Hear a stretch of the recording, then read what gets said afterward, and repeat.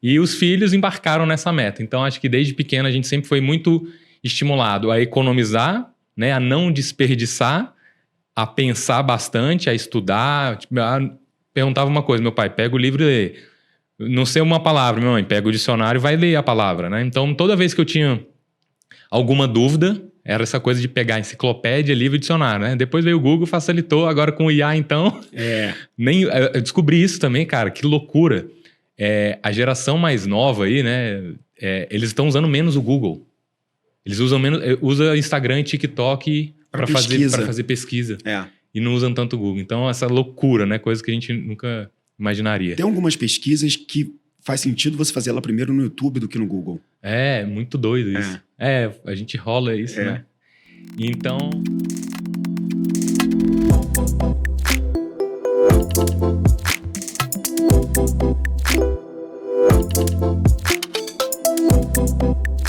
Big Deals Talks, o podcast do Investidores VC, onde grandes negócios encontram grandes mentes.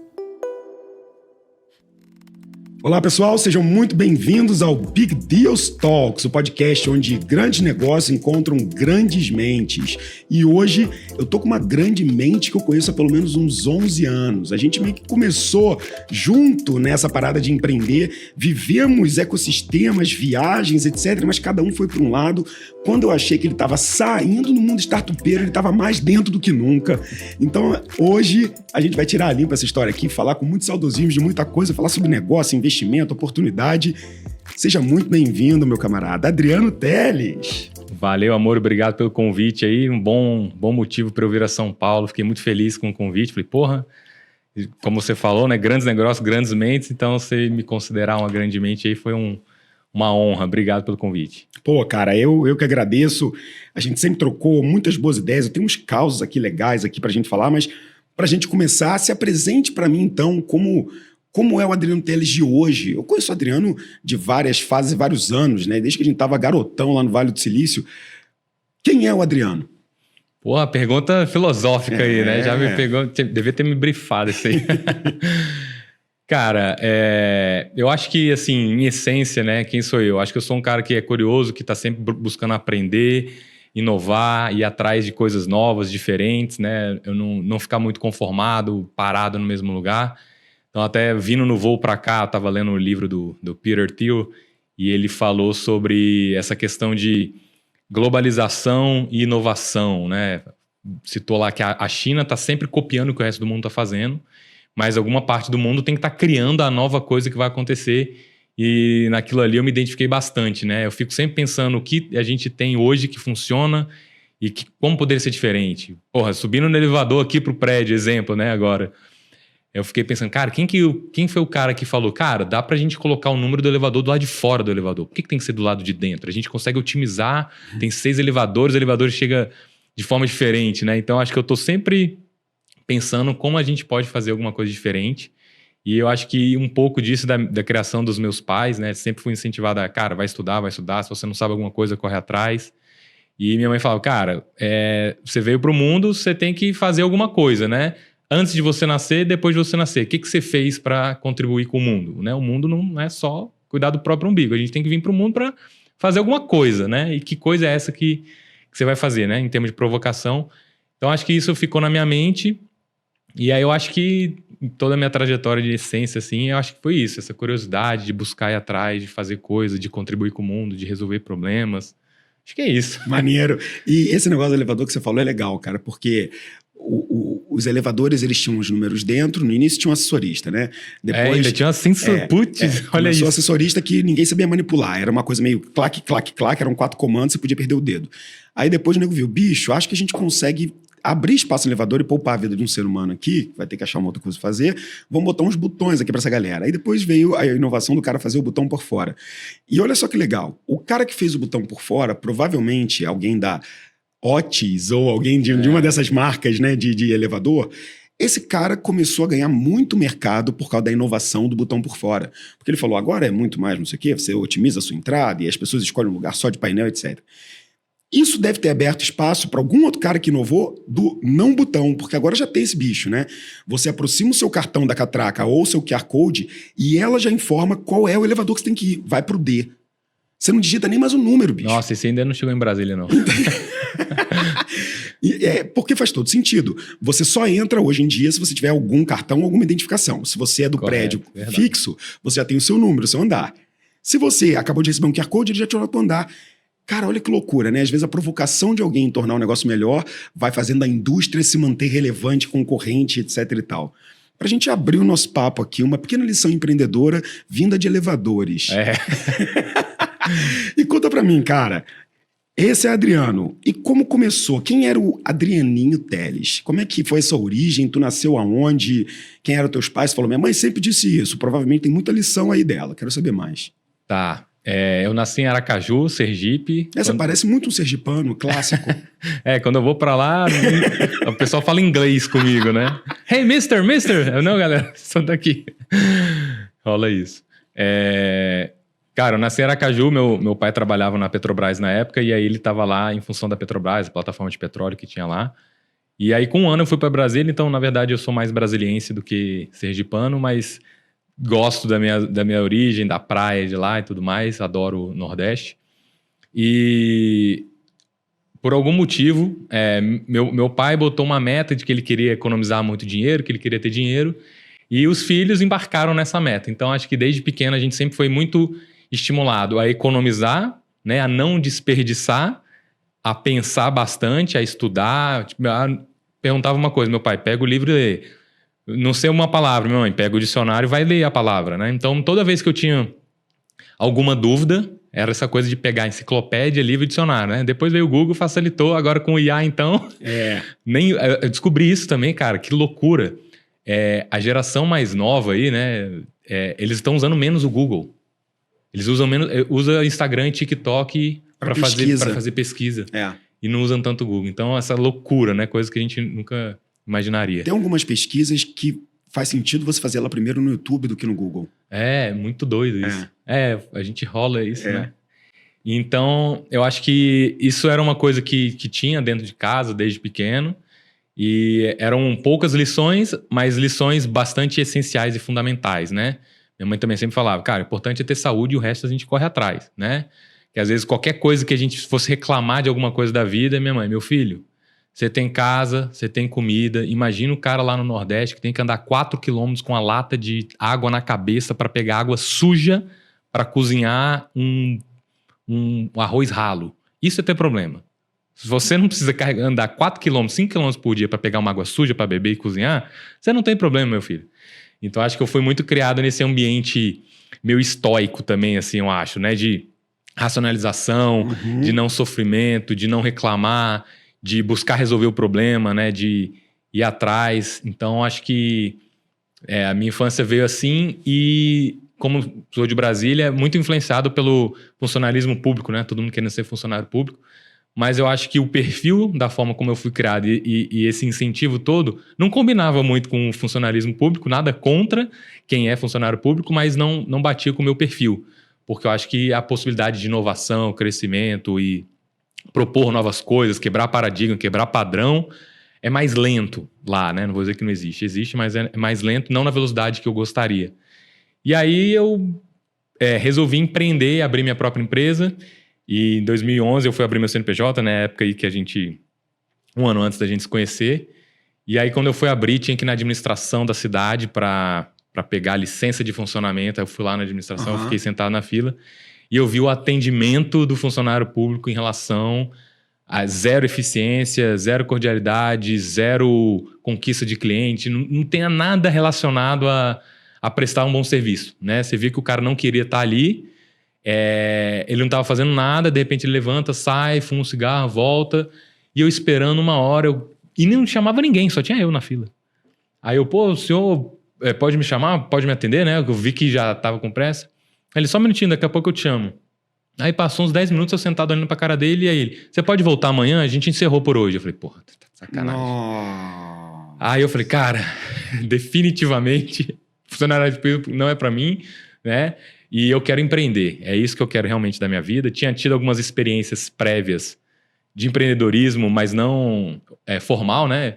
vendia cardápio de restaurante com meu primo, vendia joguinho de disquete na escola, né? Até a escola me proibir de receber dinheiro. Porra, você não pode ficar vendendo coisa no recreio e recebendo dinheiro das crianças aqui, com 12 anos de idade, né? E aí, com 2011, com 20... Quantos anos eu tinha? 26? Acho que 26 anos. Eu falei, cara, vou empreender. Abri uma empresa de desenvolvimento de software com 2 primos. E era pegada de software, design, inovação. E aí começou a surgir as coisas de tecnologia. E aí muitas jovens startups procuravam a gente. Cara, me ajuda a desenvolver aqui, eu não tenho grana, eu te dou participação. E aí foi nessa jornada aí que eu comecei a empreender. Acho que tem muita história, né? Então, não. Mas me interrompe aí para... Não. Mas deu para pegar a jornada aqui. Eu quero fazer uma provocação para você, cara. Você acha que o estoicismo ajuda ou pode ter ajudado os empreendedores a terem uma maior aderência à lógica, ao lean, ao minimalismo, ao cust dev? Porque, de certa forma, é olhar para dentro, de certa forma, é entender as consequências e as lógicas das coisas, o seu impacto e o que você tem controle ou não. Você acha que, de certa forma, isso ajudou você um pouco no momento que chegou o conceito de startup para você, você estava num lugar que você tinha algum conforto por essa mentalidade da família, da mãe, do cara, pesquisa, estuda, estoicismo, problema é isso aqui não é problema. Tem alguma conexão ou eu tô viajando total? Cara, eu acho que tem conexão total. É como você falou, por exemplo, eu me identifiquei de cara, eu falei, isso é pra mim, é identificação, é como eu penso, é como eu acredito, eu acho que é isso que eu quero, eu acho que é isso que o mundo precisa, não exclusivamente, mas o mundo também precisa disso, é uma coisa que me identifica, né? E fazendo um paralelo, por exemplo, música, né? Tem gente que tem facilidade com música, escuta música, toca música. Eu tava vendo surreal, esse daí eu demorei meia hora pra acreditar. Vendo no Netflix, a mulher que é surda e compõe e canta. Que isso? É uma loucura. E ela canta... Aí você não acredita, você fala, é impossível essa mulher ser surda. Como é que ela consegue? Cara, ela põe o iPhone e fala, e ela vê o tamanho das ondas, aí ela põe o dedo na faringe pra ver a vibração da faringe. Mentira. E aí ela sabe se ela tá falando alto. Eu não entendo nada de música, tá? Mas ela sabe o timbre, a voz, o volume, a afinação, tudo pelo iPhone e pela vibração da garganta. Ela fala, eu tenho esse privilégio porque eu sou surdo, então meu senso de vibração é muito aguçado. Ela fala que ela anda, né, pela cidade, ela sente a vibração de tudo. O carro vibrando, ela sente tudo por que loucura. É muito louco, né? Então, isso pra mim é anos-luz de distância. Uhum. E quando eu vi a questão do estoicismo, minha mãe não falava estoicismo, né? A gente não sabia que né? Isso eu fui descobrir depois. Mas eu acho que quando eu vi, eu falei, cara, é exatamente a forma como eu penso, como eu sinto, como eu acredito, que eu quero, que eu gosto, que eu acho que o mundo precisa. Então eu tenho essa conexão, acho que faz total sentido essa questão da razão, né, de ser racional, de você olhar o que é o problema, é a solução. Sim, você percebe causa e efeito, né? Você percebe causa e efeito imediatamente. Obstacle is the way, né? Isso. E eu lembro também, acho que você tava no Startup Weekend de Favela, no Rio? Tava? Tava. Eu fui o organizador. Somente, né? Que a gente se encontra tanto. Então, eu lembro que também tava todo mundo fazendo pitch e por acaso eu sentei do lado de um grupo da galera da favela lá. Inclusive, até hoje eu tenho contato com eles, é muito legal isso, né? 11 anos depois. 10 anos, né? 2013. E o pessoal tava lá todo mundo fazendo pitch. E aí, galera, vocês não querem apresentar alguma ideia lá? Aí o pessoal fala, mas não tenho nenhuma ideia. Aí eu falei, você tá me dizendo que sua vida na favela é perfeita? Claro que não. Falei, vocês têm tudo aqui, é ótimo, maravilhoso? Claro que não. Existe alguma coisa que poderia melhorar aqui na favela? Claro! Tem algum problema que vocês têm aqui? Mas é lógico. Fala um problema. Aí eles, eu falei, pronto, isso é uma ideia de um negócio. Se existe um problema, existe um negócio, né? Então acho que tem essa coisa do estoicismo, né? Como é que é? Amar a jornada. Amar a jornada, amor fati. Amor fati. Do latim e tal. E eu falei, cara, então... Que na verdade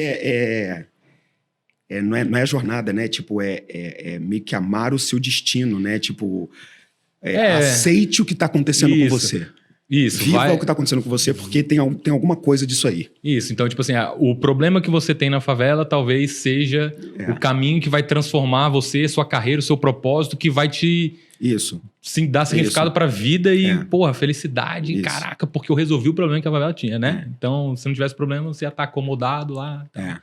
Então, acho que tem link total. Maneiro, assim. Maneiro. E aí, cara, você fez um fast forward para o momento em que você começou a empreender e ajudar algumas startups e alguns empreendedores a construírem seus MVPs. Era mais ou menos isso, né? Isso, era. Tinha uma pegada também de design, era mais pegada produto, código, ou era mais produto, design, interface? Era um pouquinho de tudo. Então, tinha até um pouco de consultoria de negócios ali, para ver se a modelagem do negócio, cara... Inclusive, isso era até um problema, porque eu desvendia muita ideia, né? A galera chegava com a ideia ruim, eu fazia uma consultoria. O cara, então, não vou desenvolver mais, não. Porque a ideia do cara não estava resolvendo um problema, o cara queria investir, desenvolver um software que não resolvia o problema de ninguém. E eu falava, cara, vamos dar uns passos atrás, né? Era até contraprodutivo, né? Sim. Então, a gente tinha essa parte de consultoria de negócio, essas dicas... E ajudava o cara a fazer o código e a fazer a interface também. Tinha essa parte de design, de código e também de modelagem de negócios. Mas nessa época você era Durango, estava tentando fazer a primeira grana, já tinha tido um emprego legal antes, já tinha juntado uma grana. Como é que era o momento de vida que estava o Adriano ali? Tava, cara, acho que esse é o caminho, mas, putz, tá difícil aqui, trocando almoço pela janta, ou não, a empresa de consultoria estava indo bem, eu tinha uma vida confortável. Como é que estava esse momento lá? Tá, quando eu abri o negócio, eu tinha trabalhado antes, eu tinha trabalho de estagiário, de desenvolvedor. Tinha ido para os Estados Unidos 2 vezes, até estava conversando lá com o Muritiba aqui antes do podcast começar, eu fui croupier de poker e blackjack nos Estados Unidos. Caraca, que maneiro. Então eu trabalhei 1 ano e meio nos Estados Unidos em cassino lá. Joga bem? Cara, tem muito tempo que eu não jogo, mas cheguei a ficar em segundo num torneio em Vegas também, lá no torneio pequeno, então tenho uma certa habilidade, assim. Não vou dizer que eu sou pró, não, mas sei jogar um pouquinho. E tive essa experiência, então, de trabalhar com outras coisas antes, e a empresa ia ser a primeira empresa para abrir. Foi bem lean, né? Porque uma das coisas, como eu era da área de TI, tinha essa coisa da família contratar o sobrinho, né? Eu tenho um sobrinho que sabe fazer site, eu tenho um sobrinho que arruma computador, né? Até deu pau no Windows, tela azul. Eu tenho um sobrinho. E aí, eu e meus primos, a gente era esses sobrinhos, né? Nós 3. E aí a gente resolveu falar, uma tia minha, tem um produto aqui para fazer. A gente falou, cara, vamos aproveitar essa oportunidade, vamos abrir uma empresa, já que a gente já tem o cliente, a gente vai vender, vai emitir nota fiscal e vai ser pago, remunerado por isso. Então a gente abriu uma empresa já nesse formato lean. Acho que R$1.000 eu abri a empresa lá para pagar o primeiro aluguel, já tinha um dinheiro entrando no primeiro mês, já entramos no break-even. Então foi relativamente fácil a gente começar do ponto de vista financeiro, porque não precisou de aporte de capital. Então eu morava com meus pais, né? Então meu custo de vida estava baixo, né? Estava bancado ali, estava tranquilo.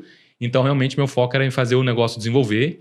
E aí meus primos fizeram um trabalho de conclusão do curso e falaram, cara, vamos transformar nisso no negócio? Bora.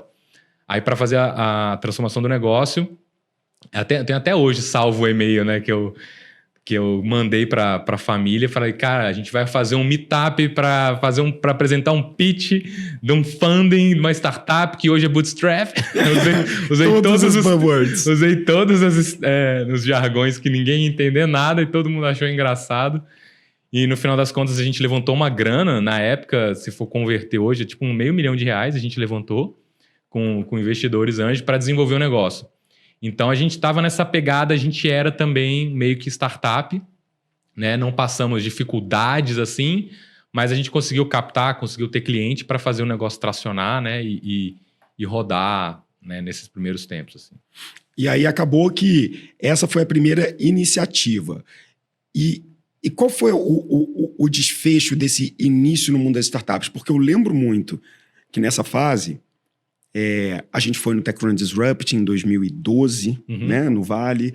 A gente se conheceu. Eu lembro que eu fui para Brasília algumas vezes. Brasília era um ecossistema hiperativo, né, do ponto de vista de founders e de negócio dando certo. O pessoal estava as primeiras turmas da 500 Startups, as primeiras turmas depois da YC.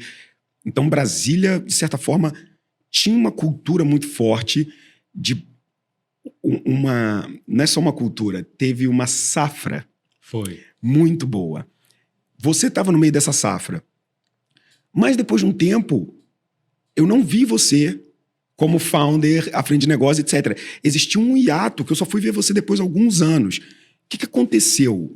Legal. Porque eu tenho certeza que é esse ato que explica todo o sucesso e os resultados das coisas que aconteceram depois para você voltar de novo para o ecossistema. Sim, sim. Então, a gente abriu a empresa de TI, estava desenvolvendo produtos, MVPs, consultoria de negócios para outras startups. E aí, em 2012, a gente foi para o Vale do Silício, a gente levou um aplicativo desses que chegaram para a gente. A gente tem essa ideia de aplicativo, desenvolve para ser sócio. Uhum. A gente apresentou essa ideia na época lá e uma das pessoas que eu apresentei gostou muito do perfil, do meu perfil. E ele falou assim, cara, eu não quero investir no seu produto, mas eu quero investir em você, né? Aquela história do founder, né? E a ideia minha a gente vai montar um escritório aqui nos Estados Unidos, comercial, você vem para cá morar aqui, no Vale do Silício, e aí a gente usa a sua empresa no Brasil para desenvolver, que vai ter um custo mais barato, né? Ficar no Brasil do que trazer a galera para cá. Uhum. E a gente vai desenvolver software para seguros, né? Vamos fazer, porque é uma janela de oportunidade, a gente vai fazer seguros usando Big Data e tal, aplicações assim, que eu acho que isso aí é o próximo hit. Aí eu, legal, vou voltar ao Brasil, conversar com meu sócio, conversei com meu sócio, beleza, vamos fazer isso. E aí eu fui pro Vale, arrumei lá, fiquei na University Avenue ali. Ai, que delícia, cara. Tinha um escritóriozinho da Plug and Play ali, que tinha o coworking. Qualquer pessoa naquela viagem que recebesse uma oferta para ir se mudar para lá, para ficar lá, aceitaria. Porra, como não? A gente tava era o louco, sonho, bêbado. A gente tava assim, meu Deus, agora eu entendi. Que antes meu sonho era trabalhar no Google. Uhum. Aí depois que eu abri o negócio, cara, não quero trabalhar no Google não. Eu quero, né, eu ser founder da minha empresa e tal. E aí, porra, imagina levar a minha empresa pro Vale. Caramba, ele que fez o convite, eu, com certeza topei.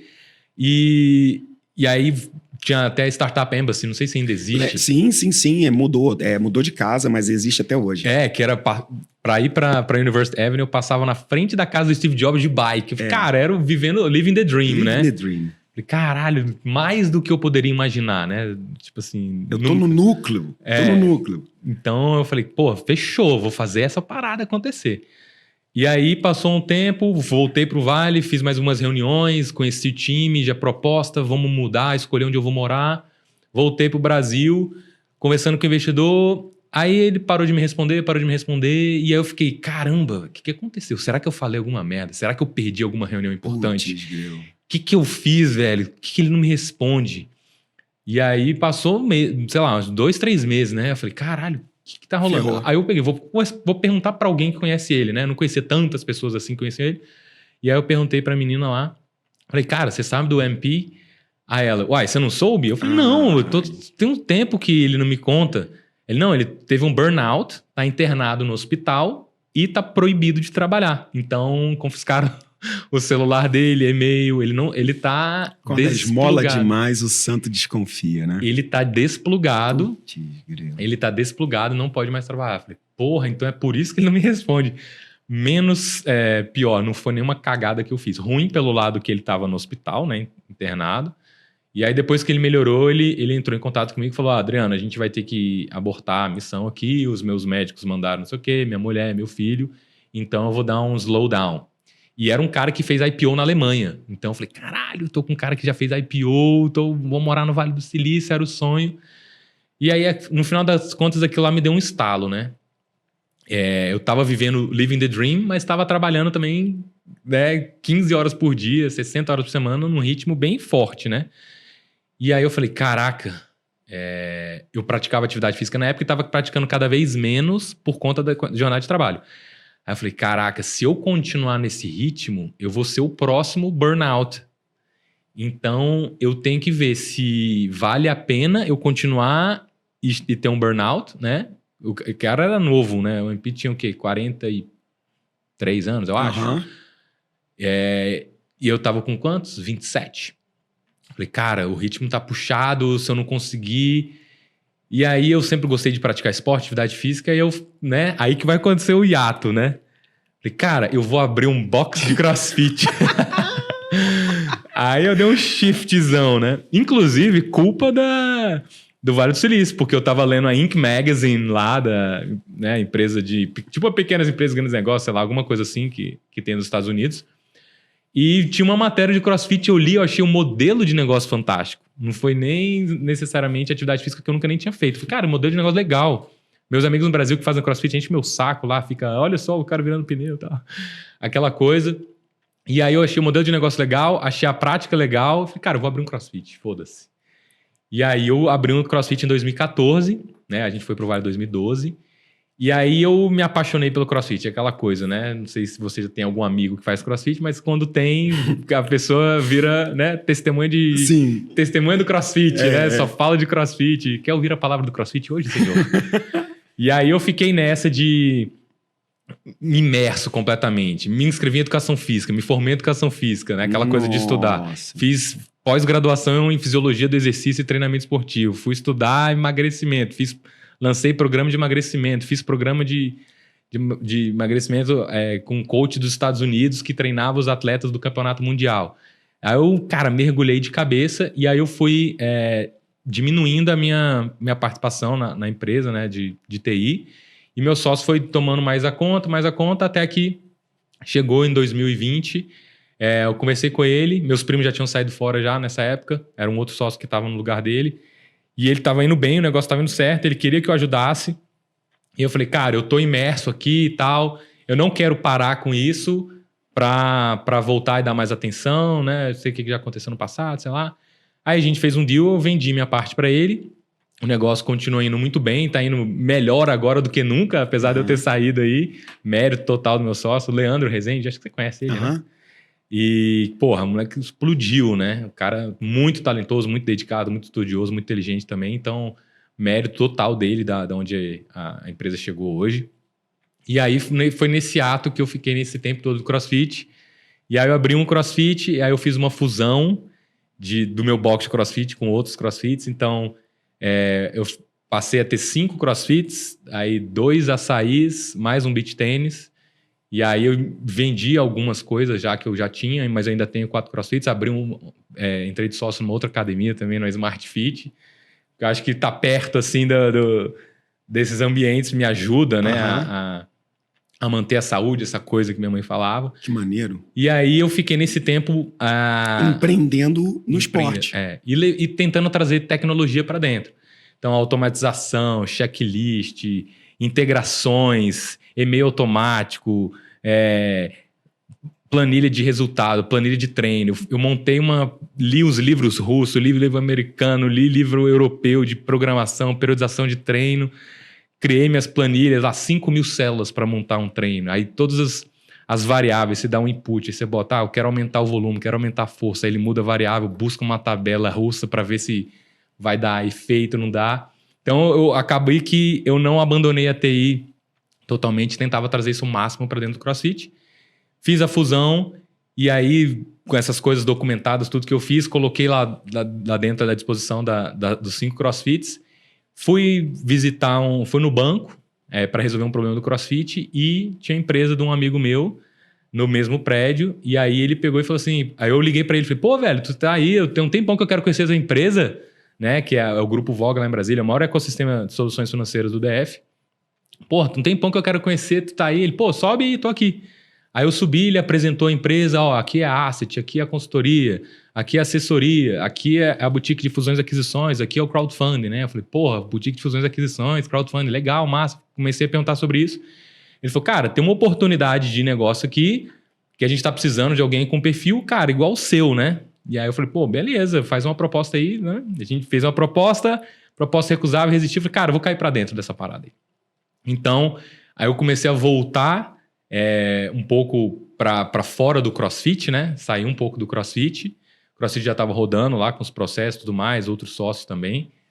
E no final das contas eu adorava a boutique de fusões e aquisições, só que eu via o crowdfunding com as startups lá captando dinheiro, inovação, MVP, uma resolução nova da CVM, um mercado inexplorado, uma coisa nova que não existia, né? Tipo, permitir que pessoas comuns invistam em empresas de estágio inicial com tickets menores, né? Investidores VC também tá meio que dentro desse roadmap. E aí eu ficava lá em cima do crowdfunding, até que o sócio falou, cara, Adriano, você gosta muito, você tem experiência, tem background, você não quer tocar essa porra não, velho? Já que você tá enchendo o nosso saco aqui todo dia em cima, parece que você tá mais focado no crowdfunding do que no negócio. Eu falei, porra, vamos lá, faz uma proposta aí, vamos ver, né? Proposta feita, recusava, aceitei, caí pra dentro, e aí voltei com mais força agora, né? Nesse hiato aí, eu continuei empreendendo, e aí agora eu tô tocando uma plataforma de crowdfunding. Pô, que maneiro, cara. Eu vou chegar nela. Deixa eu fazer uma pergunta aqui. Esse primeiro box foi um box meio MVP? Foi um box low cost? Foi um box que você tava com grana, você tomou empréstimo, você pegou equipamento, você pegou pneu de caminhão na estrada e levou para... Como é que você montou esse primeiro aí? Porque ele foi o tijolinho para você, de um jeito muito diferente, continuar a sua jornada empreendedora, que quase virou jornada atleta, que virou jornada meio médico, e no final era tudo empreender. Só que você queria a autoridade, você queria a consistência, você queria o domínio técnico, você queria... então você construiu toda essa parte de educação, etc e tal, porque você queria continuar empreendendo, mas numa coisa que unia, que te puxava para cima, que era também o próprio corpo, o próprio exemplo, né? Malhar, a consistência, e trouxe muito desse lado empreendedor para uma coisa completamente diferente que deve ter te ensinado muito. Mas me conta sobre essa abertura desse primeiro box aí, cara. Você não sabe, né? Não. Caraca, legal até. Te parece até que foi combinado? Porra, você narrou, eu falei, porra, tá um script quase, né? Cara, eu tinha uma grana que eu tinha guardado, tava 100% na bolsa, eu vendi 100% para colocar, para abrir o box. E aí não tinha professor, não tinha nada, eu fui estudar, arrumei um professor, e aí tava na obra, a obra tava demorando. Aí o professor, na época também que eu contratei, o cara era muito doido, né? Ele chegou, não, Adriano, tá demorando demais essa obra, vamos abrir. Falei, caralho, mas não tem nem o piso, cara. Ele falou, não se preocupa. Cara, a primeira aula nossa, não tinha banheiro, não tinha pia, não tinha vaso, só pra você ter uma ideia do MVP que você perguntou, né? O piso de borracha tinha chegado, ele estava empilhado do lado de fora, os equipamentos estavam guardados numa sala do lado. O que a gente fez na aula inaugural? A gente simplesmente pegou os pisos, colocou no final, mandou os peões embora, falou, peões, hoje vocês não vão trabalhar. Botou o piso lá, mandou os alunos carregar os equipamentos, abrir da caixa, tirar cada um. Então os próprios alunos ajudaram a carregar os equipamentos, os pisos. Caralho. A gente deu a aula, agora vamos guardar tudo porque os peões vão voltar para terminar a obra. Caô. Então a gente começou assim. Tinha 5 barras. Não tinha anilha leve, só tinha as anilhas mais pesadas. E foi 5 barras, 5 kettlebells, que é um pezinho com uma alça. Não tinha dumbbell, não tinha remo, não tinha bike. Mas tinha saco de cimento, tinha areola, tinha brita. Foi tipo nesse esquema. Você podia ter... na poeira, você não tá entendendo? Uma poeira rolando.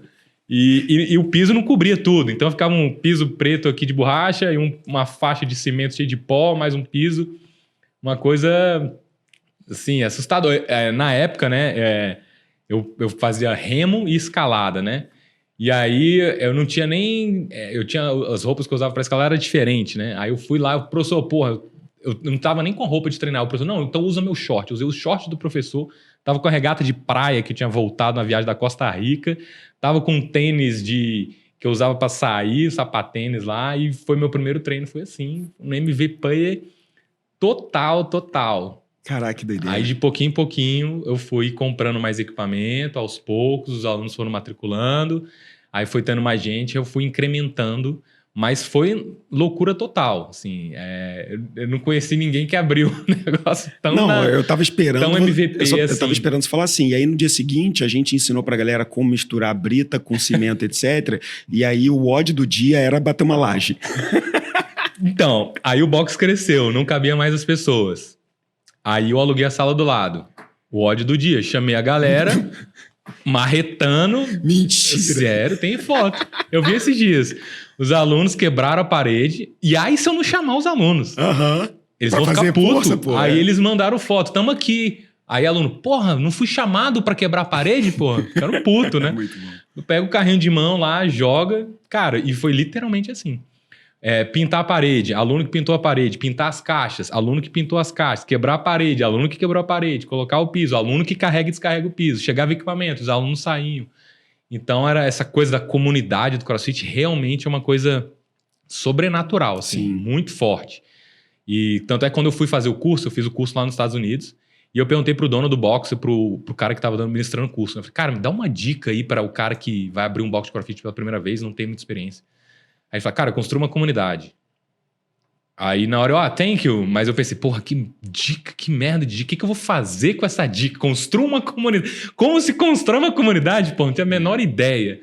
E aí no final das contas eu acho que era isso. É simplesmente você criar um ambiente para as pessoas participarem e elas acabavam participando de forma voluntária, né? Sim. Então, e gostando, querendo. E se não participasse, se não ajudasse, elas brigavam com você. Então, teve muito disso. E 2 meses, cara, ainda tem essa história. 2 meses depois que eu abri, 60 dias, teve uma chuva lá em Brasília, que a minha academia era no subsolo. Simplesmente 2 milhões de litros de lama soterrou a academia. 2,5 metros de altura de lama. Você acredita? Eu tava lá, eu vi encher, né? E o desespero. E eu, caraca, como que eu vou tirar esse negócio? Aí o síndico do prédio, já era. Adianta mais, desiste, né? Aí o cara, que FDP, o cara é o síndico, né? Eu pedi ajuda, bomba, não. Aí chegou um aluno, calma aí, eu trouxe a bomba da piscina lá de casa. Aí plugou. Aí veio outro, cara, eu tenho uma bomba também. Trouxeram 8 bombas de piscina de casa. Mentira. Para drenar a água. Aí veio o caminhão de bombeiro, trouxe uma bomba de piscina. Quando eu vi, tinha 50 pessoas com balde lá e a gente estava treinando 163 horas depois. Eu fiz até a camiseta. 163 horas depois, o box estava 10 vezes mais limpo, bonito e organizado do que antes da enchente. Porque a galera ainda lavou tudo, caprichou. Antes eu botei com o resto de poeira, né? Sim. Ou seja, depois da enchente, o box estava mais bonito. Box é como a gente chama academia de CrossFit, né? Tem gente que talvez não saiba. Tava mais bonito, tava mais lindo, tava brilhando, tava lindo, assim. Cara, eu falei, cara, eu não teria a menor ideia do que fazer, mas é isso. O ambiente tava lá, a comunidade foi lá e ajudou. Que maneiro. Então, acho que... Maneiro. É isso. Irado. E você entrou num timing nessa parada do cross, que foi um timing que teve um boom muito grande no Brasil. Abriram muitos boxes, alguns conseguiram se consolidar, outros fecharam. Ainda é um bom business, ainda tem a mesma aderência, os que eram legítimos continuaram. Como é que está esse mercado hoje? Você ainda tem box, você ainda tem sociedade em várias iniciativas relacionadas a corpo, saúde, etc. O negócio de CrossFit hoje, ele é um negócio bom para quem começou lá atrás ou ele ainda é um negócio bom para quem está começando a Aerol? Acho que é bom dar esse panorama, né? A gente... Falando de novo com o negócio do Peter Thiel lá, né? A gente está no Brasil copiando o que os Estados Unidos estão fazendo. Então, mais ou menos, né, uma forma da gente ver o que vai acontecer no Brasil é olhar o que está acontecendo lá nos Estados Unidos. Então, nos Estados Unidos já foi um momento que teve o boom, teve a consolidação e depois entrou num certo declínio. E aí, quando a pandemia chegou, aí a pandemia fez um limpa. Foi devastador. Aí não tem como. Aí fecharam muitos boxes, muitos. CrossFit perdeu bastante, né, porque muitos não conseguiram se sustentar. E é impossível fazer com máscara e com isolamento. Foi avassalador o negócio, foi horrível. O mercado deve ter sentido então, muito. Juntou um pouco dos dois, né? Nos Estados Unidos já estava um pouquinho, né, saturado. No Brasil ainda tinha espaço, mas veio a pandemia e acelerou essa parte de consolidação e declínio. Então, fecharam muitos boxes. Pode ser que agora tem algum espaço para a galera querer abrir, mas não dá para fazer como eu fiz em 2014, MVP, abrindo na sujeira, porque o apetite do público hoje não é mais o mesmo. Então, hoje, realmente, só ficam aqueles que forem mais profissionais, mais organizados, mais arrumados, mais processo, mais business mesmo, né? Que a ideia dos Estados Unidos, lá do Greg Lesman que fundou, era criar um business para o personal trainer. Cara, isso aqui é um negócio do professor de educação física. Então, tinha um espaço ainda para novidade, para... Não que o profissional de educação física não seja profissional, mas não é a área de expertise deles. Ser professor é diferente de ser dono de um business, né? Ser empreendedor, ser negócio, administrativo, contabilidade, financeiro, jurídico. São, né, competências que extrapolam a área de personal trainer. Então, hoje em dia, exige mais esse perfil de negócios para o negócio dar certo. E é mais competitivo hoje, né? Já está mais estabelecido. Então, a expectativa das pessoas é maior em relação a isso, porque você está atingindo públicos que já viram muita coisa por aí e não querem, não é mais tanta novidade, né? Eu vou aproveitar que a gente está com 30 e poucos minutos aqui do programa, porque eu vou entrar para a parte assim, em como que o esporte e esses negócios nesses anos trouxeram grana para você poder investir em startups, investir na sua carreira pessoal, investir na família também, né? E principalmente a pergunta que vai conduzir isso é: quando que as coisas começaram a dar certo? Mas antes de responder essa pergunta, eu quero aproveitar esse break meu aqui para, obviamente, também fazer um agrado, um carinho ao meu convidado, amigo Aninha. Sempre faz uma carta com muito carinho. Isso, hein? Fez aqui para você com a nossa camiseta oficial do Investidores VC, que foi feita pelo designer De Grossi com a Reserva. Então é um partnership nosso com a Reserva. Você só encontra aqui, exclusiva, não está à venda. O nosso agradecimento por você estar aqui com a gente. Porra, muito obrigado aqui, ó. A gente tava conversando sobre o leilão do Pelé aqui, ó. Isso aqui vale dinheiro, galera. É, rapaz. E tem vídeo para registrar, hein? Essa daí foi dada em mãos aí no dia. Cravado. Porra, legal. Muito obrigado aí. Depois eu leio aqui com mais calma. Aqui. Não, é um presente, Em que momento que essa maluquice... Porque, cara, vou ser sincero, tá? Quando eu te conheci em 2012, e aí 2013, mais ou menos, você estava no Rio de Janeiro, num evento... Tô enganado. Talvez fosse um Startup Weekend. Você não estava no Lean Startup Machine no Rio de Janeiro? Não, tava. E eu, na época, eu já tinha feito assim, que já fazia investimento anjo. Até então, eu só estava errando, não tinha acertado nada. Tinha uma empresa de software, desenvolvia mobile. Não sei se você lembra, sim, que fazíamos aplicativos e tal. Não era presidente da BS ainda. Blogo. Mas eu já tinha algumas coisas com a Campus Party. Eu já era meio envolvidinho com o ecossistema. Nesse momento que você começou a ir para essa parte de boxe de CrossFit, eu pensei, ele tá maluco. Ele pirou. Eu pensei, das duas uma, ou ele deu uma pirada, ou é aquele clássico caso de um cara que vaza do ecossistema de inovação e startups para todo sempre e você vai encontrar ele numa outra direção lá na frente. Eu falei, bom, exercício certo o cara tá fazendo, porque o bicho tá ficando forte. E aí, chegou no momento que eu te acompanhava, a gente era amigo, trocava mais ideia, você trocava muita ideia comigo também, né? A gente trocava umas figurinhas. E eu comecei a ver o seguinte, bicho, o cara tá com um corpo maneiro, tendo uma vida legal, falando sobre parada de saúde, tá com um boxe legal, tá mostrando várias coisas de academia aqui, não sei o quê. Acho que ele achou um caminho bacana pra ele. E depois de um tempo eu comecei a ver esse caminho meio se expandindo, eu comecei a ver. Ele virou um empresário do esporte, tipo, eu comecei a entender que as coisas estavam funcionando, até a hora que você chegou, bateu um papo comigo e falou, cara, eu quero fazer Investidores VC.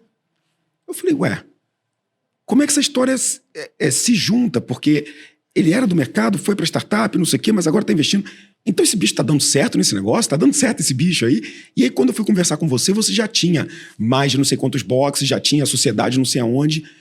Cara, em que momento esse teste louco com lama, com recuperar, com não sei o quê, começou a pegar, bicho? Tipo, teve uma hora que virou um hypão na cidade, foram as saídas, foi a antiga empresa que deu um exit bacana. Aonde que as coisas encaixaram que você falou, agora eu consigo jogar um joguinho no meu jeito? Eu acho que é um soma de vários fatores, né? Mas eu acho que a saída que eu fiz deu uma graninha interessante. O CrossFit, no início, também deu um grande empurrão, né? Era um negócio que estava dando mais do que o projetado. Sim. Eu botei no papel quanto eu achava que ia dar e estava dando mais, né? Legal. Então, eu estava feliz da vida com o negócio. E aí, eu acho que, como você falou, o mindset, a essência, Sim, era o empreendedorismo, era resolver problemas. E o CrossFit, a saúde, era só um detalhe ali no meio, sim, né? Então, eu acho que eu fiquei com saudade um pouco do ecossistema. Aham. Foi quando eu vi o negócio do Investidores VC. Eu falei, cara, Legal. que massa esse negócio. Legal. Eu quero estar perto. Quero estar mais perto. Não vou falar voltar, porque, né, aquela coisa, né? Nunca saí. O negócio sempre esteve dentro de mim, né? Não existe ex, né? sim. E aí eu vi o Investidores VC, falei, cara, muito legal, quero voltar.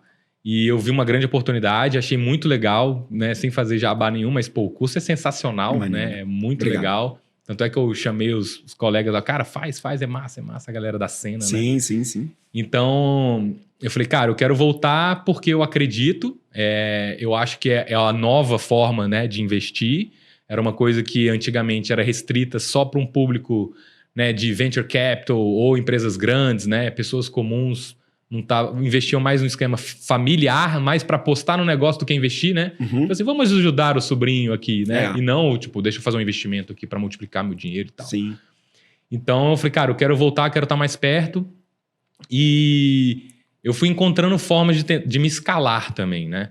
Então, acho que no início eu era envolvido 100% no CrossFit porque eu queria e gostava, né? Nunca foi um esforço, eu nunca acordei, ai que saco, tem que trabalhar, né? Eu sempre adorei fazer aquilo. Mas chegou no momento que eu acho que eu construí muita coisa, tá documentado, tá processuado, o negócio tá escalado, tá replicado, tá rodando, tem pessoas, né, competentes tocando o negócio agora, eu posso sair de dentro da operação para fazer outras coisas, né? Acho que eu do 0 a 1 fiz o 1, né? Repliquei o 1 para N, que é o que o Peter Thiel fala no livro lá. Beleza, 0 a 1 para N, agora deixa eu fazer 0 para 1 de novo. Então foi nessa ideia de buscar coisas novas, que eu fiz o Investidores VC, fiz o curso lá de investimento anjo, e eu acho que esse pensamento, essa coisa de ficar querendo nunca tirar isso da ideia, foi me ampliando, que me atraiu para andar no Grupo Volga, que me atraiu para estar dentro do crowdfunding. Sim. E por eu ter tido esse background também, vendo meu pai investindo na Bolsa, e ele foi muito bem sucedido, tanto é que me ensinou, me ajudou, eu também tive sucesso na Bolsa, tive sucesso com a renda fixa, né, tive sucesso com o empreendedorismo, né, claro que teve os fracassos no meio também, perdi dinheiro em algumas coisas, fali, né, uma coisa não... Bolsa e renda fixa ajudaram muito você, tipo, os investimentos que você fez da forma consistente, etc., ajudaram a você atingir uma blindagem financeira. Tipo, muito. Mais a renda fixa ou mais a Bolsa? Bolsa. Mesmo? A renda fixa era só um mecanismo, segurança, né? O hedgezinho da segurança. Então eu tava 100% em Bolsa. Aí 90%, 100%. Que você vendeu para comprar. Aí eu tirei, botei em renda fixa de backup, né? Isso aqui é meu capital de giro. Legal. E aí, na época, né? Eu falei, pai, me dá dinheiro isso aqui. Não, isso aí eu não boto fé, não. Aí eu falei, então beleza. Eu fui atrás, peguei... Aí eu falei, mãe, você pode fazer um empréstimo para mim no seu nome? Que ela conseguia consignado no nome dela e tal. Sim, Brasil. Aí ela fez um empréstimo com juros baixos, eu pagava ela mensalmente. Falei com outro brother, cara, se eu precisar de dinheiro, você faz um negócio? Ou seja, tomou risco para abrir a parada mesmo. Fui num terceiro amigo, backups, linhas de crédito, né? Falei, bom, eu tenho 4 linhas de crédito. FFF Cred.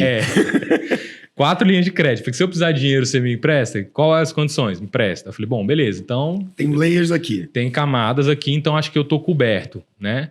E aí fiz um planejamento, fiz de negócio, fiz os cursos do Sebrae, tudo também, de desenvolvimento de negócio. Fui ler livro, falei, cara, beleza, entendi onde eu tô me colocando, eu entendo o risco que eu tô colocando. E essa coisa da disciplina, da consistência, do longo prazo, de acreditar, de diversificar, de ter vivido, de ter investido, eu acho que ajudou também a falar, cara, então eu acho que eu quero me destacar aqui, né? Eu acho que tem essa coisa de... Quando você tem alguém que já se destacou numa área, ou você vai competir com ela, ou você vai tender a fazer outro caminho. Então, por exemplo, meu irmão era o melhor aluno da escola, de 5.000 alunos. Aí eu brinco, né? Falei, cara, pra mim só sobrava o espaço de ser o revoltado, né? O pior aluno da escola. Então ele era o melhor. Falei, porra, não tem como eu competir com meu irmão, nunca vou ganhar dele. Ele já tira 10 em tudo, porra, vou tirar 11? Não dá, né? Então vou ser o pior. Eu avacalhava, era o, né? Terrível, tanto é que eu fui convidado, fui expulso da escola. Meu Deus. Até com advogado, retratação, publicação na internet para pedir desculpa. Cacetada, bicho, tu era o capeta. E aí hoje eu vejo dessa forma, né? Porque era o lugar. Então eu falei, cara, meu pai se consolidou na bolsa, deixa eu ir para um caminho que ele não explorou, né? Então eu acho que isso também atrai, né? São vários fatores. Isso você perguntou, né? É uma descoberta, porque eu estava pensando sobre isso, conversando com amigos e os amigos me perguntando, e eu não sabia a resposta, né? E aí eu fui ficando pensando, cara, eu acho que por que será que é isso? Aí eu contei uma história, aí uma outra pessoa perguntou, eu contei outra, aí eu fui fazendo os links, né? Então acho que ajudou sim, e essa coisa de ver o longo prazo, né? Investimento anjo, investimento startup, que eu acho que é uma coisa que também é importante. Então, acho que o estoicismo, investimento de bolsa, isso tudo, empreendedorismo, tudo isso me ajudou a me voltar para esse caminho, a gostar disso. Acho que maneiro. É por aí. Deixa eu te fazer uma pergunta aqui, uma provocação. Agora, nesse nosso bloco final, o Adriano investidor. Para a gente entrar, a gente passou pelo Adriano início de jornada, o empreendedor descobrindo o Vale, as inovações, etc. O cara que foi para a saúde, para o esporte, empreendendo.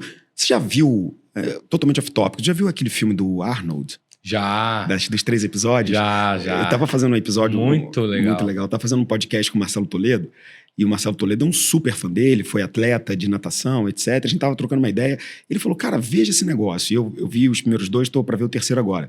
Mas tinha muito disso, né? Tipo, ele fazia o 0 para 1, o 1 pro N, aí depois, deixa eu ver outra coisa aqui que me interessa muito. Tipo assim, eu já ganhei o Mr. Olímpia 7 vezes, deixa eu pensar. Tá, eu vou abandonar essa porra. Tipo, e aí o cara foi pra ator. E, bicho, ele era o maior canastrão de todos os tempos. Tipo, chega a dar vergonha. Chega a dar vergonha, bicho. O nível de atuação dele era medíocre pra menos. Era tipo assim, não é que você é um mau ator, você não tem que ser ator. Tipo, você é mau ator, você não fala a língua, ninguém entende o que você pronuncia. E você é gigante, e nenhum papel funciona com você. Você não pode ser par romântico de ninguém, você não pode... Tipo, a única coisa que você pode ser é um destruidor de coisas. Aí ele vira o Conan. E o Demolidor. E o Demolidor, E depois é o Terminator, né? Terminator, Terminador do Futuro. E a história é muito legal, né? Que, tipo, botam ele lá como Conan lá, né? Que tem aquela coisa de que ele era tão forte que ele não conseguia pegar uma espada atrás, né? Mas ele saiu super bem, foi o próprio ator, não sei o quê. Aí depois acha um outro papel pra ele, que ele ia ser o vilão da parada. Ele, pô, cara, não quero ser o vilão. Não, bicho, olha só, todos os papéis já estão resolvidos. Você tem que ser o Terminator, o assassino. Ele, não, mas eu não quero ser o vilão. Ele vai ser o vilão que vai ser o papel mais maneiro. Ele entra e não fala nada. Eram os papéis que cabiam pra ele, bicho. O que ele sabia falar? I'll be back. Thank you.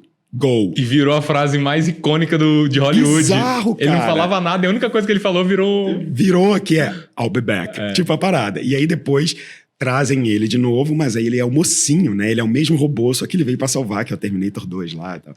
Mas a história, o filme, a série fica muito legal. Fica de dica aqui, porque não é sobre o Arnold, é sobre empreender com a vida. Sim, eu acho que é isso. É sobre empreender com a vida e você fazer intensamente até o fim, viver aquele personagem... A excelência é assustador, bicho. Eu quero ver o terceiro episódio, ainda não vi. Eu acho que até nem concluí minha ideia, acho que eu me perdi no meio de tanta coisa que eu falei. E aí eu falei, investir na bolsa, né, renda fixa, e eu empreendi. Aí no empreendedorismo teve essa questão do 0 a 1, do 1 para N, e só que tem um limite, né? E aí eu entendi, cara, como é que eu posso estar em 10 negócios? Não tem como. Fisicamente eu sou só um, né? Ainda não estou me clonando. Sim. Então a forma de eu estar participando de mais negócios é não estando nos negócios. Sim. É simplesmente atuando como investidor. Sim. Assim eu consigo estar em 10, 15, 20, 30, né? Sim. Negócios diferentes, porque eu vou estar como investidor. Porque se eu for operacional, é inviável. Então foi a forma como eu pensei hoje, né? Eu acho que eu já construí, já participei, já fiz o que eu queria, já entendi, e agora eu quero estar mais desse outro lado para ver como é que é, né? Sim. Então o empreendedor vai estar lá fazendo os 15 horas por dia como eu fiz, que eu não quero mais fazer. Para que eu possa estar atuando de outras formas. Não que eu não trabalhe 15 horas ainda de vez em quando, né? Porque a gente ainda trabalha, Sim. gosta, mas é outra pegada, é outro ritmo, né? É outro... Opa, desculpa. Tem uma frase que eu coloco em quase toda a apresentação nossa, de que o melhor investidor é o empreendedor, né? Aquele empreendedor que já fez alguma vez, que já passou por algumas coisas que a gente vai passando. Hoje, se você falar, eu sou investidor, tenho grana, invisto em startups, etc., esse empreendedor, se não pesquisar um pouco mais sobre você, talvez ele não saiba tudo que você já passou. E você passou por coisas iguais a todos os empreendedores. Você já teve que crescer, você já teve coisas que você não controlava, como a enchente que destruiu tudo, você já teve... Que dá um reporte para os investidores e falar, ó, pessoal, eu fali a empresa, gastei todo o dinheiro e acabou. Acabou, entendeu? Tipo, deu ruim. E aí, se tornar investidor é, obviamente, usar um pouco desse aprendizado das falhas que a gente cometeu, das coisas que a gente já viu, dos tropeços e das dores, para tentar evitar que a jornada desses empreendedores que a gente está investindo seja tão sofrida quanto a nossa ou tenha mais sucesso que a nossa. Vai ser sofrida. Deixa eu tirar o glamour. Vai ser provavelmente mais sofrida ou pior do que qualquer outra história, porque é assim que é, mas que no final termine bem, que dê certo para o time e para os investidores. Esse Adriano investidor, fez Investidores VC, já investiu em várias startups, EasyJur, é nosso investidor também, na iFriend ou Nerd.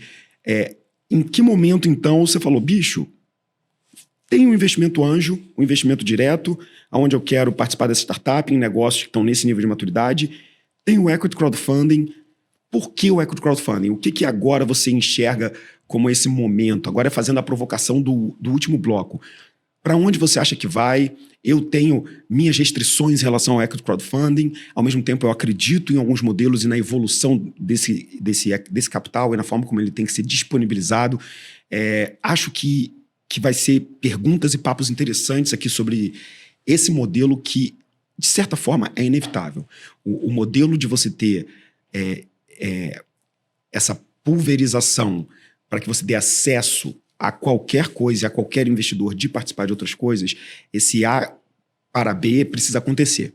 E se não for com tecnologia, se não for regulado, vai ser uma bagunça. Então, eu gosto muito de discutir esse aspecto porque, para mim, tem desafios que eu ainda não enxerguei como encontrar. O que você encontrou nesse nicho aí que você falou, bicho, eu tenho que ir para isso? Por quê? Legal. Ótima pergunta, você já deu até um bom panorama, que é inevitável. Né? Igual a gente andava de táxi, veio o Uber, você vai para o Uber, inevitavelmente é uma tendência. Antes era SMS, veio o WhatsApp, é inevitável ir para o WhatsApp. Né? As pessoas antes ligavam o telefone fixo, veio o celular móvel, inevitável ir para o móvel. A Bolsa de Valores democratizou o investimento, né? Com R$1 a pessoa pode investir numa empresa na Bolsa de Valores hoje, literalmente com R$1, né? Nem força de expressão. Só que ela permite que isso aconteça em empresas já maiores, mais maduras, mais consolidadas, né? Para uma empresa entrar na Bolsa hoje, dificilmente ela entra se ela não fatura, não vale pelo menos 1 bi, né? Empresas menores que isso é mais difícil entrar na Bolsa de Valores hoje em dia. E aí existe um gap entre as empresas que estão na Bolsa e as empresas que não estão na Bolsa. E a resolução da CVM 88 veio para diminuir esse gap. Fala, cara, como é que a gente pode democratizar o acesso a investimento em empresas que ainda não estão na Bolsa? Então eu entendo que a resolução 88 da CVM tem 1 ano só, né? Um mercado novo a ser desbravado aí, que é o que me atrai. Vai permitir que pessoas comuns consigam participar, sei lá, da padaria, de uma loja de roupas, de uma startup pequena. Né? Então, a Bolsa de Valores brasileiras hoje tem menos de 400 empresas. Em 10 milhões de CNPJs, não sei quantos milhões de CNPJs no Brasil. O próximo unicórnio, a próxima empresa que está na Bolsa, está no meio desses 10 milhões. Né? E para essa empresa um dia chegar na Bolsa, ela vai passar na mão de alguns investidores. Então, eu quero participar disso. Eu quero estar lá e falar, caraca, eu entrei lá no início, quando ninguém acreditava. Né, tem essa coisa, eu ajudei, é uma contribuição, uma forma, né, voltando aí pelo que minha mãe me ensinou, é a forma que eu enxergo de contribuir. Né, e voltando de novo com o que você falou de melhor investidor ou empreendedor, porque o empreendedor ele torce para o negócio dar certo e ele quer contribuir para o negócio dar certo. Ele não simplesmente investe e quer o dinheiro. Ele quer entender do negócio, ele quer ver como é que o negócio funciona, ele quer saber quem são os fornecedores, quem são os clientes, ele quer indicar cliente, ele quer dar palpite, ele quer fazer com que o negócio realmente dê certo. Sim. Quando ele vê um problema, ele fica, cara, eu já passei por isso, faz isso. Né? Então, o empreendedor tem essa visão. Então, isso é uma coisa que me atrai. E quando eu vi que, caramba, agora vai ser possível que pessoas comuns invistam com tickets menores, ainda não é R$1, mas né, é uma questão de tempo e tecnologia e regulamentação também. Né, vai ajudando, vai amadurecendo com o tempo, de pessoas comuns conseguirem investir em negócios menores, né, que eu chamo as próximas gigantes do mercado, antes delas entrarem na Bolsa de Valores. Né? Um cálculo que eu fiz recentemente, por exemplo, o Nubank, se ele se multiplicar por 30, ele vai valer mais do que toda a B3 de todas as empresas somadas juntas. Se você somar as 400 empresas da Bolsa, vai valer menos do que o Nubank multiplicado por 30. Então, para o Nubank multiplicar por 30, é um pouco mais difícil. Agora, uma empresa em estágio inicial, pequenininha ali, que fatura 500 mil, 1 milhão de reais, multiplicar por 30 é muito mais provável, muito mais possível. E vão ter muito mais cases, estatisticamente falando, a gente tem muito mais empresas fora da Bolsa que vão se multiplicar por 30 do que empresas dentro da Bolsa se multiplicando por 30. Então, eu acho que O equity crowdfunding é o que veio para democratizar esse acesso num perfil de empresas em estágio inicial, né, que tem um risco maior, mas pensando no longo prazo, pensando em diversificação, né, investindo em não só uma, não colocar todos os ovos numa cesta só, você consegue fazer um investimento com mais segurança. E a resolução também, ela é nova e ela está se adaptando. Então, eles já aumentaram o limite de faturamento da empresa, o limite de captação por oferta. Então, acho que à medida que o tempo vai passando, as ofertas vão acontecendo, as rodadas vão acontecendo, vão evoluindo, foram terem saídas, é uma tendência natural da resolução, dos órgãos regulatórios, de amadurecer, de evoluir, de atender às necessidades, né, de falar, cara, eu já vi que aqui funciona bem, então vamos manter, aqui não funcionou tão bem, vamos dar uma adaptada na regra para flexibilizar, para realmente fazer o negócio acontecer. E eu tô vendo com bons olhos a CVM, eu tô vendo eles estão tendo alguns sandbox, né, para testar coisas em ambientes mais controlados, né, minimizar o impacto na sociedade, riscos desnecessários. Sim. Então, eu acho isso fantástico e eu falei, cara, eu quero participar, eu quero ser o cara que tava ali. E falou, cara, é no início. Você paga até um preço maior, às vezes, no início, né? Por ser o desbravador, que está muito no início, então você acaba tendo que descobrir coisas que o próximo cara vai só copiar, né? Do 0 para 1. O 0 para 1 dá trabalho, mas dá recompensa também. Então, eu acho que o crowdfunding, eu vejo ele como uma grande oportunidade. Existem algumas dezenas de plataformas no Brasil. Eu imagino que nem todas vão sobreviver daqui a 5 anos, né? Muitas já vão ter morrido, algumas ainda nem começaram a captar, não tiveram nenhuma captação. Sim. Vai existir um momento de consolidação em que só as melhores vão sobreviver. E quando eu entrei lá dentro, isso foi uma coisa que eu conversei com eles. Eu falei, eu só entro se for para estar entre as melhores. Se não for para estar entre as melhores, não me interessa. E aí o pessoal estava todo mundo alinhado. E, inclusive fiz uma reunião hoje de manhã também. Eu ia gravar o podcast de manhã, eu pedi até desculpa, mas é porque era uma reunião com tantas pessoas que remarcar ia ser difícil. E esse foi o alinhamento. O alinhamento nosso era, cara, o objetivo aqui é a gente democratizar, é a gente pulverizar, deixar isso acessível, alcançável, conhecido e seguro para o maior número de pessoas possível para a gente, né, mudar o Brasil e estar entre os melhores, né, que vão fazer isso acontecer. Porque a gente sabe que não tem espaço para 60... 50 plataformas rodarem. Né? Sim. Eu acho que o equity crowdfunding, a regulação, etc., são excelentes. Eu só acho que o perfil das empresas talvez não seja o que eu mais concorde. Por exemplo, vou te dar exemplos de coisas que eu vejo que são muito legais. Eu vi outro dia, acompanhei já algumas rodadas de um equity crowdfunding voltado para negócios veganos. Eu achei isso genial. Porque isso, para mim, reúne a essência do que deveria ser o equity crowdfunding. É uma plataforma só para veganos. Só que não é só para startup. É para produto vegano, é para leite, é para startups, é para não sei o quê. É para a comunidade vegana. Comunidade. Que é aquele business que aquele cara te falou. Para mim, o equity crowdfunding ainda é isso. Eu acesso este crowdfunding, ou talvez esses 3, porque esse é só produtos de companhias B, maneiras que ajudam o mundo, esse é só de não sei o que lá, e esse é só disso. Isso para mim funciona demais. Por quê? Porque se eu tenho uma comunidade em volta de um tema, eu procuro capital dentro daquela comunidade. Quando a gente está falando de micronegócios, microfranquias, a marca do pão de mel especial de Florianópolis que vende 300 mil por mês só com produto. Sabe esses produtinhos legais? Isso eu continuo achando que é genial. Porque isso é o microempreendedor ou empreendedor procurando capital, banco é caro, mercado é caro, é difícil, e lá ele vai ter pessoas ajudando e valorizando a marca, virando embaixadores da marca. Quando a gente entra na startup, eu acho que a gente tem um problema. Um problema não, um desafio. O problema é a solução. O problema é a solução. A oportunidade. É a oportunidade. Que é esse... E aí eu vou falar, algumas coisas que talvez nem sejam grandes problemas, mas, primeiro, diferente de negócios mais reais ou produtos físicos, etc., a startup tem aquela questão da receita, do valuation, do ponto futuro, do valuation que tem que ser alto porque vai ter que ter muito dinheiro para dar certo, então já que vai ter várias rodadas. Isso vai contraintuitivo ao cara que vai ter pouca participação no negócio, pouco dinheiro e pouco acesso ao dia a dia daquele negócio. Então existe um gap de percepção da informação que as plataformas têm que colocar. Elas vão colocar o quê? O deck, a plano financeiro, etc. Mas ainda não vai ter uma forma muito fácil de você saber se aquele precificado está certo. Já para os outros negócios você consegue. Porque aí é custo de mercadoria vendida, é margem, etc, etc e tal. Você tem mais comparáveis, né? E já que todo mundo entende de economia real, faz mais sentido eu fazer essa abertura de capital para que as pessoas façam coisas que elas talvez consigam ter mais aderência. Mas é meio que uma tese minha. A segunda, investidores mais avançados tendem a ter algum problema com captações feitas em equity crowdfunding. Por algum desafio aí de algumas plataformas que não ajudam a posicionar essa rodada do jeito certo. Que entra para o meu terceiro problema, um incentivo para isso. Algumas plataformas vão pegar, por exemplo, 10% de tudo que está captando. O incentivo dela é encontrar o melhor deal ou é captar? O incentivo dela é captar mais ou é captar o valuation justo com o cheque certo?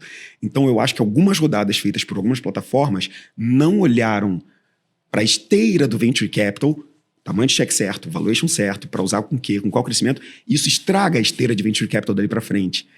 Porque o incentivo era ele pegar 10% daquela captação. Então, para mim, para startup, tem pontos complicados de se resolverem, mas possíveis de resolver, principalmente com curadoria, com ética, com uma proposta de modelo de negócio transparente para todo mundo, com due diligence muito bem feito. Dá para você resolver e apaziguar isso, mas eu acho que, caramba, tinha tanto mais aderência para outros negócios, entendeu? Para economia Brasil, para tipo, bicho... para mim, o exemplo do Vegan Business lá, que é o nome do equity crowdfunding, para mim é o exemplo perfeito. E é brasileiro? Brasileiro e bombando, assim, tipo, fizemos, sei lá, já anunciamos umas 4, 5 captações nos últimos 12 meses deles, quer dizer, bombando. Tô lendo as matérias, né? Não sei se o fundador estiver ouvindo, pô, fala comigo, vai ser legal te conhecer. Já falei algumas vezes do negócio dele que eu admiro a construção em volta da comunidade. Para mim, isso, pro equity crowdfunding, é imbatível. E aí, vou ser até um pouco mais defensor do equity crowdfunding agora. Amor, eu não acho que tem espaço para 40, 50 equity crowdfunding. Não tem. Fazendo startup, não tem. Eu diria que para fazer startup tem espaço para 3. Agora, para empoderar comunidades pelo Brasil, tem para 200 equity crowdfunding. Por que não tem o equity crowdfunding de Salvador? Da comunidade de startups de não sei aonde. Do não sei o que, do não sei o que lá... Entendeu? Dos artesões, do blá blá blá. Um só de artesanato. Cara, bicho, por quê? Entendeu? Tipo, por que não tem o Etsy dessa parada? Entendeu? Um só pra... Então, eu acho que para esses nichos a gente tá falando de 300. Porque são comunidades, regiões, cidades, grupos, conceitos alinhados para empoderar o gerador de crescimento, que é o empreendedor. Esse, para mim, é o meu universo nebuloso do equity crowdfunding, mas eu sou um fã da possibilidade que isso pode se tornar em alguns anos. Você já tá plantando a semente aí do que vai acontecer, né? Cara, é porque eu estudo muito o equity crowdfunding e eu gostaria muito que desse certo, só que eu acho que as pessoas não estão olhando para o lugar que deveriam estar. Alguns poucos estão olhando. Eu acho que a gente vai ter que estender essa conversa depois do podcast aqui. Mas foi muito bom. Mas eu concordo totalmente com tudo que você falou. A questão da comunidade é uma coisa muito forte.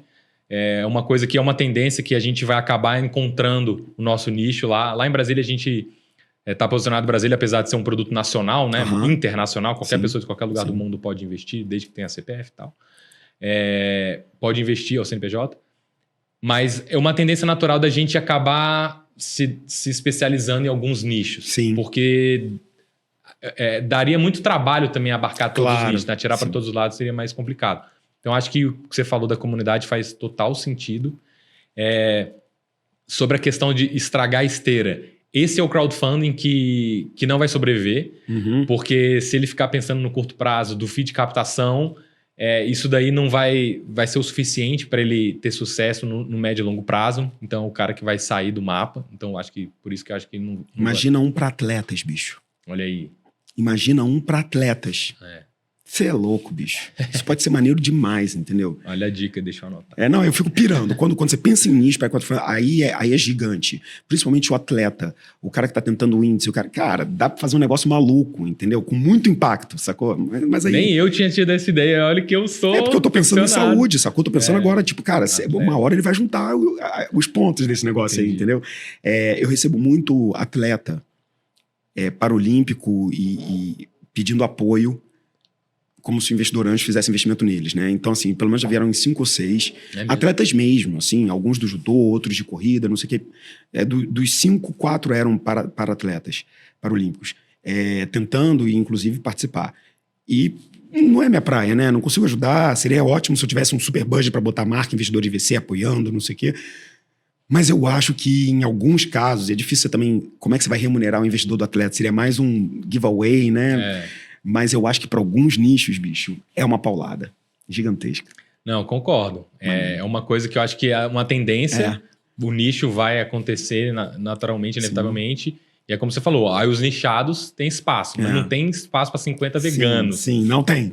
50 agnósticos sem tese. Não tem espaço. Não tem.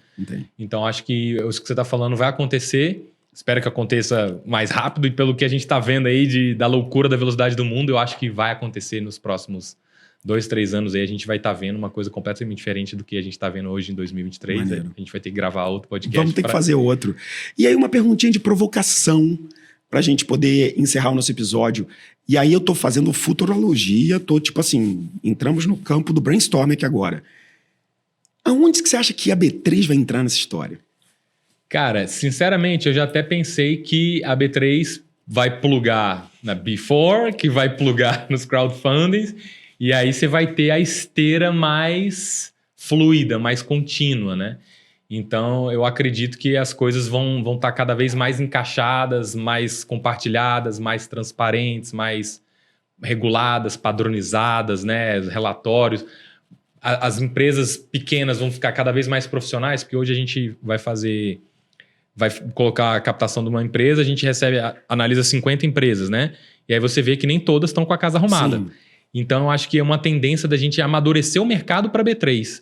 Para a empresa ir para B3, ela já vai estar mais organizada, mais captada, mais redondinha, mais auditada, mais preparada, vai ser mais fácil. Então, a gente vai tender a fazer com que mais IPOs aconteçam. Sim, de certa forma, ajudar no deal flow da B3. Vai ajudar no deal flow da B3. Porque de fora da festa ela não vai ficar, né? Então, não sei, vai que, né, ela compra, vira sócia ou pluga, vai ter algum mecanismo que vai se... Porque exatamente, a gente é o deal flow da B3. Sim. Isso. Ela quer que, né, mais plataformas produzam startups de sucesso para ela... Né? Esses 300, 400 empresas que ela tem hoje virem 1.000, 2.000, 3.000. Exato. Pois é, B3, se você está escutando a gente, saiba que tem uma galera aqui querendo levar bons negócios para vocês, investir antes deles se tornarem grandões e principalmente deixar eles preparados para ter um IPO aí bem redondinho para a gente tocar o sino junto aí também. Exato. Eu estou nessa expectativa. Quero muito acompanhar essa evolução das plataformas de equity crowdfunding. Sou um cara que gosta de estudar sobre isso. Invisto em equity crowdfunding, não no Brasil, mas lá fora. Então, sou investidor de... Crowdcube, não. Do Our Crowd, investi em 3 ou 4 startups, Republic, gosto de investir, sou investidor da Gumroad, lá, aquela startup nos Estados Unidos. Eu sempre faço uma fezinha, porque o legal do ticket pequeno é isso, é você poder participar de negócios que estão muito distantes de vocês. E, por exemplo, lá em Israel, você pode investir em negócios ligados à marihuana, por exemplo. Lá é um supermercado gigantesco, principalmente uso medicinal, né? Eles também têm muita tecnologia de robótica e muita coisa para idosos. Então, são coisas que você não vê no Brasil. Marihuana, robótica e tecnologia para idosos, entendeu? E isso tudo Israel, tipo, e além de militar, né, eles são reis nesse negócio. Então, gosto de investir nessas plataformas, mas quero acompanhar e acho que a gente vai ter que sim ter outro papo, a gente poder ir vendo as evoluções e continuar batendo esse bate-papo aqui sobre capital, a democratização dele, os nichos, os aquários, e daqui a pouco deve vir alguma coisa aí para um nicho mais bacana. Aí eu senti que essa provocação veio. Meu velho, foi um prazer ter esse papo aqui contigo, como sempre. Hoje não tomei esporro do ponto de vista de saúde, né? Dei o briefing antes aqui pra ele, perdi uns 11, 12 quilos aqui. Ele, beleza, senão ia puxar a tua orelha. O sorvetinho de tá na geladeira lá, não? Sempre. O mesmo sabor, eu nem aguento mais. Aí, tá vendo? Né? Pronto, funcionou a estratégia. Funcionou. Tem lá um pote lá, eu escolhi o milho verde como sendo o sabor. E agora eu não consigo mais amar milho verde, a culpa é sua, mas quando... Mas quando eu tô no desespero é nele que eu vou. Funciona muito bem. Cara, aproveita, por favor, o finalzinho para se despedir pra gente. O pessoal pode seguir como? Onde é que o pessoal te acha? Então, só agradecer. Obrigado. Quem quiser me acompanhar, tem meu perfil de atleta, né? Saúde e tal. É @AdrianoTeles. E eu iniciei um projeto para postar conteúdo sobre né, como você pode investir fora da Bolsa de Valores, que é o caso aí da plataforma de crowdfunding, que é o @próximasgigantes, porque investindo lá, você pode ser que acerte aí a próxima gigante que vai estar um dia fazendo IPO na B3, quem sabe. Então é isso aí, muito obrigado, amor, valeu. Valeu, segue o cara, galera. Muito obrigado, Adriano, muito obrigado você que acompanhou aqui com a gente esse episódio, que está assistindo a gente pelo YouTube, pelo Spotify. Se você está só ouvindo a gente, tudo bem também, mas fique sabendo que dá para ver aqui essas duas beldades ao vivo, entendeu? Então não dá mole não. A gente também tem muito corte bacana no @investidoresvc em todas as plataformas, tá? Desde TikTok, a Shorts, a Reels, a gente tá 360 aqui, é um ódio completo, bicho. A gente tá dando volta no quarteirão aqui, gritando que quer mais. Então, muito obrigado por você que tá acompanhando a gente. A gente se encontra no próximo episódio do Big Deals Talks e lembrando também do Big Deals com resumo toda sexta-feira. Até lá. Eu esqueci de falar o @BridgeHub, que é o Instagram da nossa plataforma de crowdfunding também. Segue o cara. @BridgeHub. Tá vendo, né? Arroba aí, mas é isso aí. Perde a dica não. Tchau, galera. Valeu.